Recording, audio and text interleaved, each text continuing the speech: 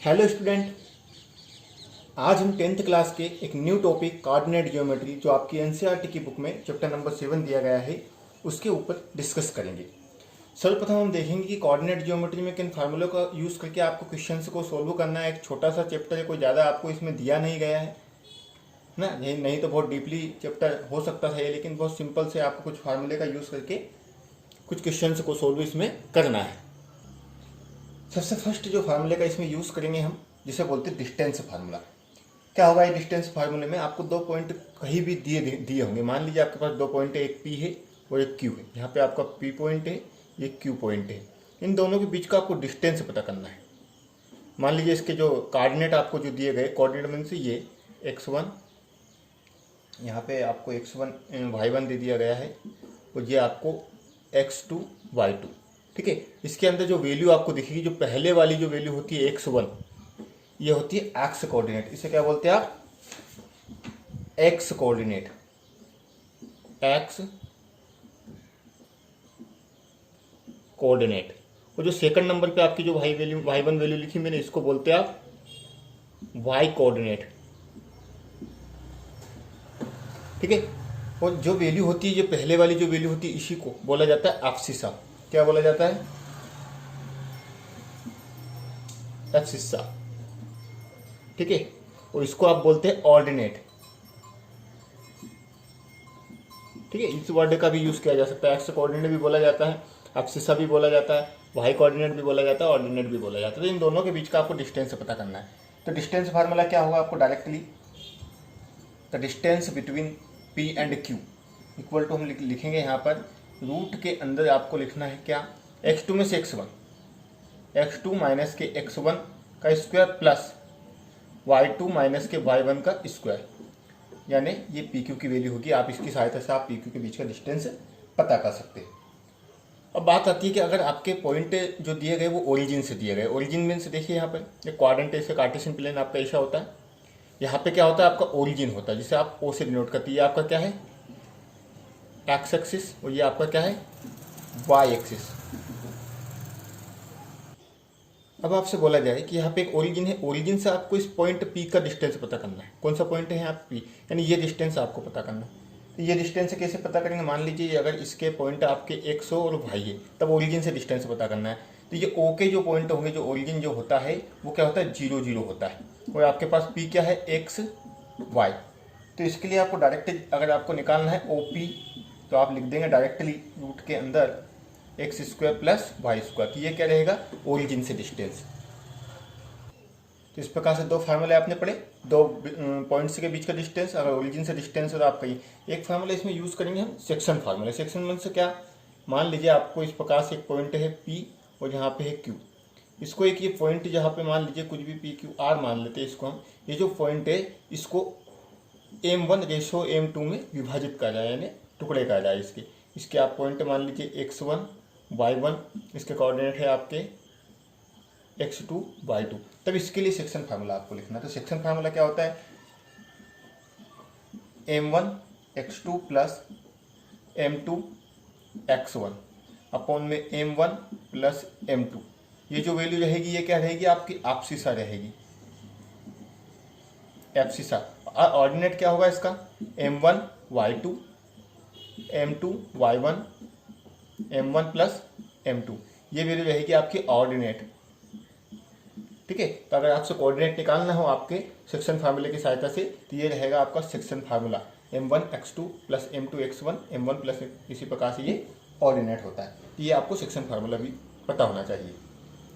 अगर आपसे बोला जाए ये जो वैल्यू रहेगी ये आर पॉइंट की जो रहेगी, ये मान लीजिए एक्स वाई था, तो ये किसकी वैल्यू है? ये एक्स की रहेगी और ये वाई की। तो ये पॉइंट आपको निकालना है। अब बोला जाए मिड पॉइंट के लिए आपको निकालना हो, अगर किसी लाइन को आपको मिड पॉइंट पता करना है, ये मान लीजिए लाइन है आपकी पी क्यू, इसका मिड पॉइंट मान लीजिए ये आर है, इसके आपको कोऑर्डिनेट पता करना है। इसके कोऑर्डिनेट आपके x1 y1 x2 y2 इस प्रकार से दिए गए। तो मिड पॉइंट के लिए डायरेक्टली फार्मूला होता है, एक्स और वाई की वैल्यू अगर आपको पता करना है तो यहाँ होती है आपकी x1 x2 अपॉन में 2 y1 y2 अपॉन में 2। तो ये x की वैल्यू होती है, ये y की वैल्यू होती है। तो ये कोऑर्डिनेट आप किसके कोऑर्डिनेट होंगे? ये p के कोऑर्डिनेट होंगे। एक लास्ट फार्मूला जो इस चैप्टर में हम यूज़ करेंगे एरिया ऑफ ट्रायंगल 7.3 एक्सरसाइज के लिए। आपको एरिया ऑफ ट्रायंगल पता करना है। मान लीजिए आपके पास इस प्रकार से ट्रायंगल के कोऑर्डिनेट दिए गए हैं।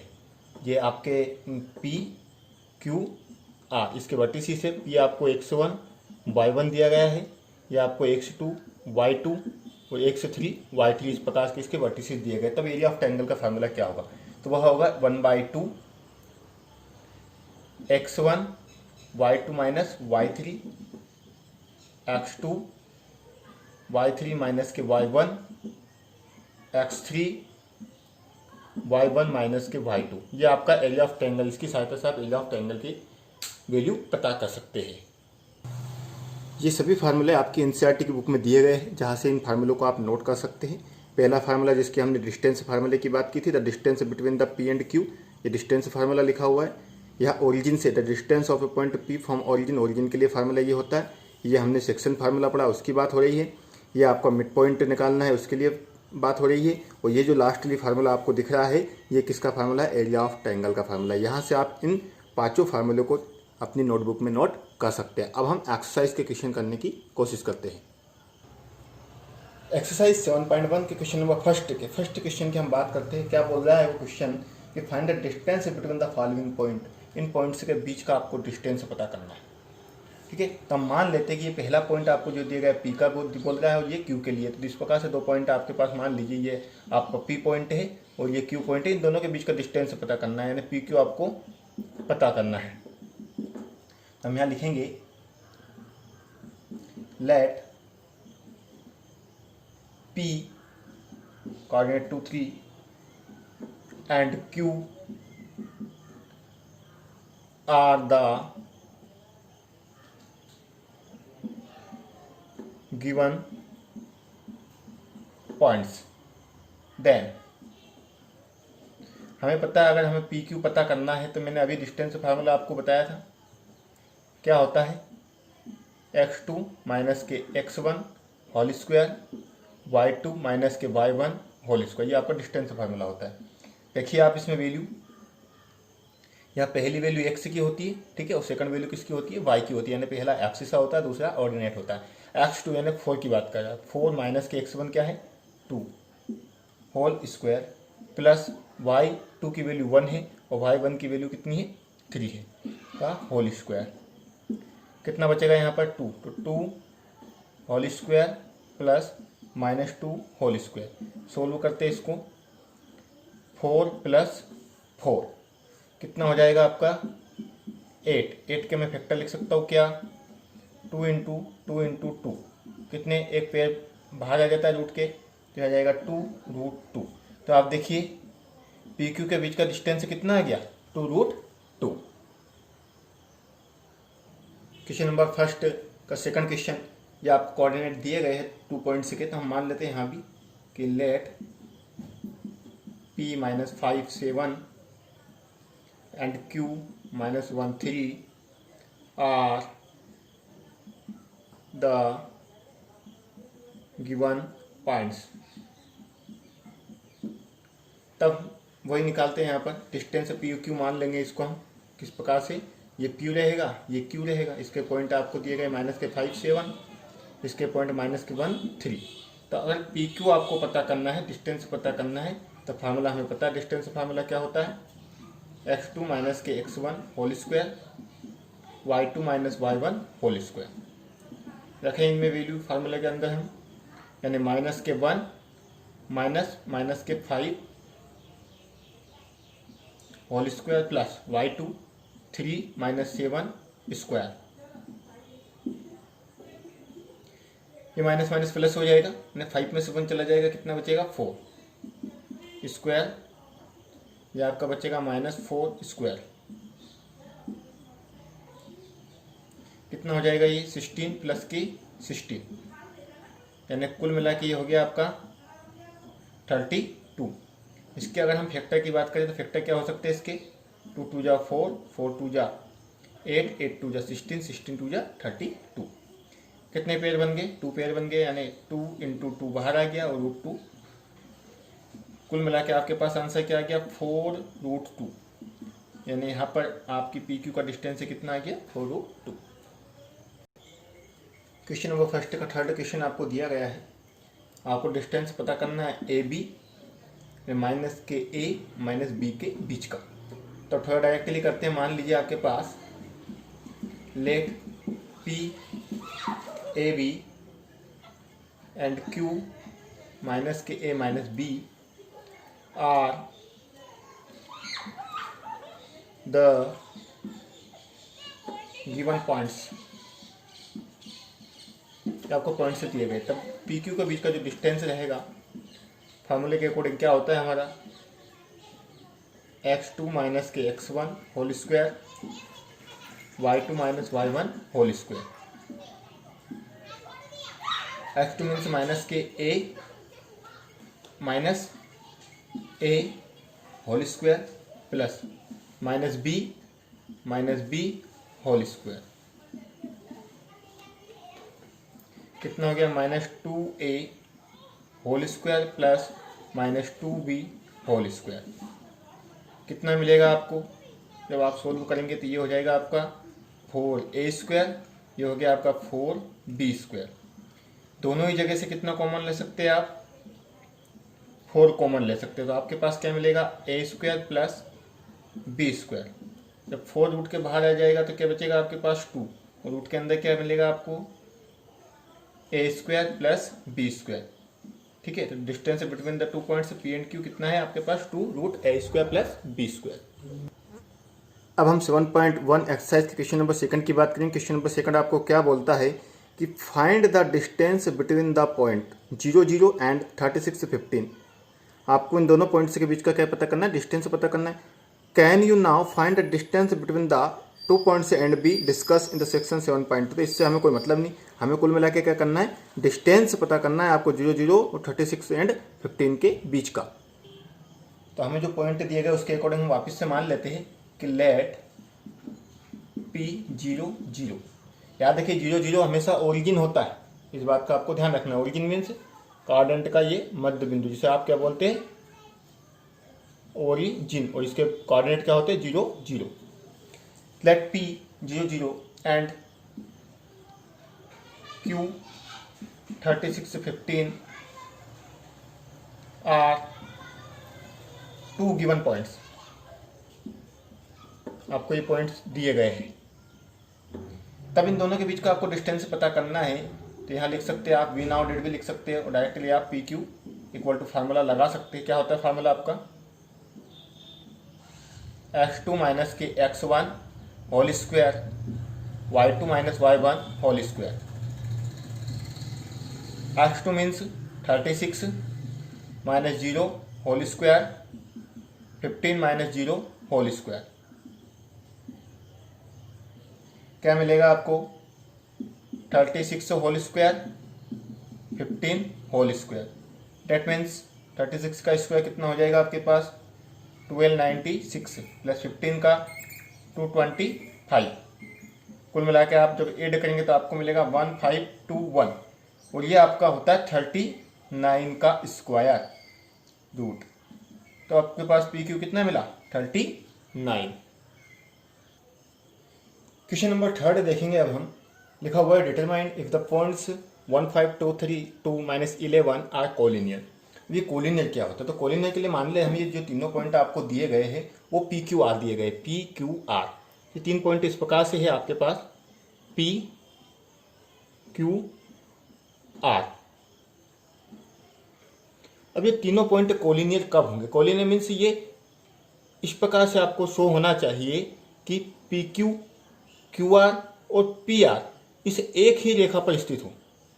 किस रेखा पर स्थित हो, इस एक ही रेखा पर स्थित हो। डेट मीन्स इस प्रकार से हो कि आप P Q plus Q are को ऐड करें तो आपको क्या मिलना चाहिए, पी आर। इस पी क्यू और क्यू आर को अगर ऐड करें तो आपको पी आर मिलना चाहिए सेम। तो तब हम बोल देंगे कि तीनों पॉइंट कोलिनियर है अथवा नहीं है। तो हम मान लेते हैं सबसे पहले late P 1 5 Q 2 3 and R 2 minus 11 are given points. ये दिए गए। अब मेरे को क्या क्या चाहिए, मेरे को पी क्यू चाहिए, क्यू आर चाहिए, पी आर चाहिए, तो सभी का मैं डिस्टेंस फार्मूले की सहायता से यहाँ वैल्यू निकालूंगा ना। सबसे पहले मैं बात करता हूँ पी क्यू की। तो पी क्यू के लिए जब मैं फार्मूला लगाऊँ, फार्मूला तो वही रहेगा कि मान लीजिए पी क्यू के जो कोऑर्डिनेट हमने क्या माने 1 5, इसके फार्मूले इसके 3 2 3 और इसके 2 -11, यही बात है। तो ये x1 x2 हो जाएगा, y1 y2 हो जाएगा। इसको आप चाहे तो x3 y3 भी मान सकते हैं। तो इस प्रकार से हम बात करते हैं। सबसे पहले पी क्यू की बात करें तो क्या होता है फार्मूला, x2 माइनस के x1।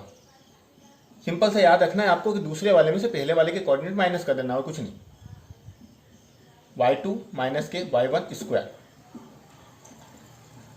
x2 means 2 minus 1 square 3 minus 5 square, that means 1 square plus minus 2 square, कितना हो जाएगा 4 + 1 5, यानी पी क्यू का वैल्यू आपके पास कितना आया 5 आ गया। ठीक है, अब हम बात करते हैं क्यू आर की।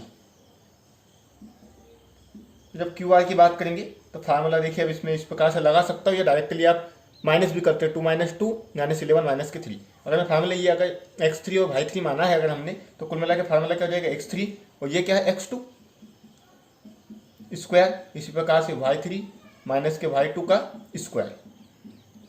कैलकुलेट करते हैं, 2 माइनस के यहाँ आपके पास